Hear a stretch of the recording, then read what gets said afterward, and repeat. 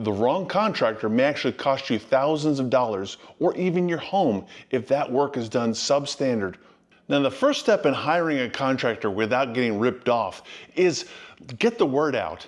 You've got a network of family or friends or even folks in the neighborhood who've got comparable projects to what you are shopping for, and they may be able to tell you who to hire or, more importantly, who to avoid.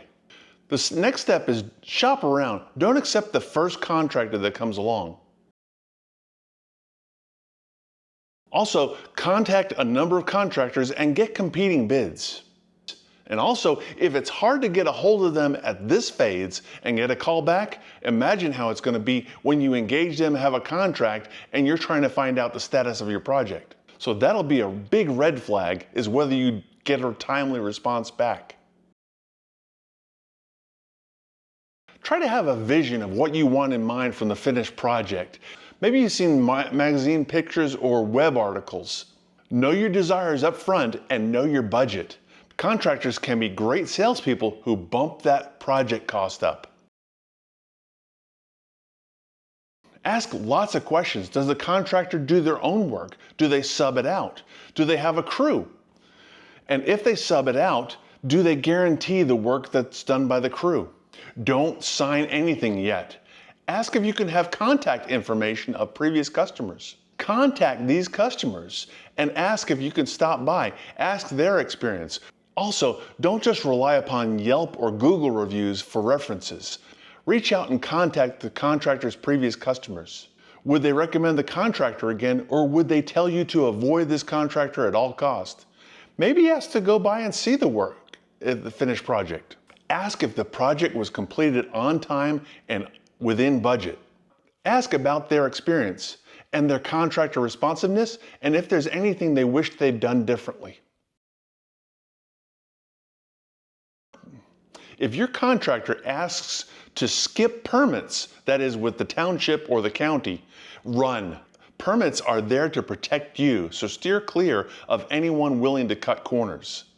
Permits cost money, but also inspectors know the business and they know what it takes to get the job done right, and they're going to be looking for that. The inspectors will fail the work for any contractor willing to cut costs or make the thing just plain dangerous.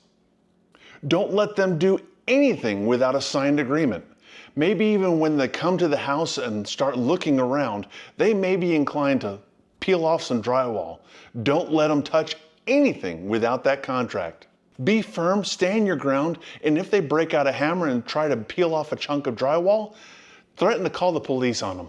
Remember, you are in charge. Don't be afraid to walk away from any contractor who you don't feel comfortable with. There are plenty of contractors out there who offer quality work and total transparency.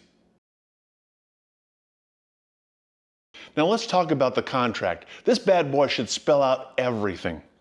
Scope of work, timeline, payment schedule, cost of delays, it should be crystal clear. Make sure it clearly outlines everything. But your secret weapon in hiring a contractor is you. Do your research, do your homework. Try to know as much as possible. And speaking of contracts, don't be fooled by fancy jargon. Know the project and know what it's going to take to get the project done. The more informed you are about your project, the less likely you're going to be taken by your contractor. You may hear something like the contractor doesn't want to enter into a signed agreement because of the flexible cost of labor or the flexible cost of supplies. Run. Now, get it in writing. Get everything spelled out. They're called contractors for a reason. Get a contract. Now, before you sign that contract, remember, you are in charge. Don't be afraid to walk away if something just does not feel comfortable. Be wary of contractors who insist on having the payment in unnecessary terms. It is the business standard to get it in 1/3 increments. 1/3 at signing, 1/3 midway, and 1/3 upon delivery or unveiling of the finished project. Be understanding of delays. Don't be afraid to reach out to the contractor and say, you know, I've been watching the weather. We've got a front coming in. I didn't know if you wanted to reschedule this next phase. Either push it back to next week or get it started early. This will show the contractor that they've got an interested and informed customer they're working with. Compare their progress and timeline to what was projected. Identify target dates and whether they're meeting these target dates or not. Ask to see the materials before they get installed. Especially if they're delivered to the house, open up the box and compare it to what was promised.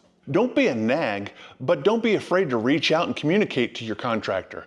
Ask them things like, have you hit any roadblocks or any surprises on the project so far? Communication is king. A contractor who's responsive in communication is going to be your best friend. Regular updates and smooth communication are key for a smooth project. Don't give final payment with pending items still on your list. You're going to hear things like, we'll get to that later, I just need to come by and pick up the final payment. When it comes time for the unveiling and you're getting your project done and you're doing your walkthrough with your contractor, have a roll of blue tape with you to mark off any boo-boos or any paint places where it need to be touched up.